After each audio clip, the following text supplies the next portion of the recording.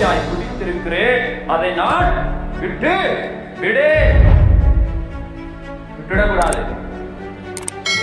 வேதம் சொல்லுகிறது, நீதிமானை அல்ல பாவிகளையே ரட்சிக்க உலகத்துக்கு இயேசு உலகத்துக்கு வந்தார்.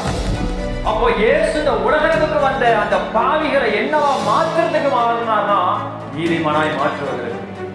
ஆமென், அல்லேலூயா. பாவிகளாயிருக்கிற நம்மளை பாவியாயிருந்து மதிப்பதற்காக தேவன் இந்த உலகத்துக்கு வல்ல நம்மளை நல்லவனாய் மாற்றுவதற்காகவே அவர் உலகத்துக்கு நீதிபதியாய் வந்தார். அல்லேலூயா. நீதி உள்ள தேவன் நம்மளை நீதிமான ஆக்குவதற்காக தான் நம்மளுக்குள்ள ஒரு நீதியை தந்தார். அல்லேலூயா. நம்ம நீதியா வாழ்கிறோமா? நீதிமானா இருக்கிறோமா? தேவன் விரும்புகிற நீதி எனக்கு இருக்குதா? அல்லேலூயா. ஒரு நீதிபதி, ஒரு கோர்ட்டுக்கு ஒரு நீதிபதி வேணும் அப்படின்னா அந்த நீதிபதி ஒரு குற்றவாளியா இருந்து ஒரு குற்றவாளியை நீதி தீர்க்க முடியாது.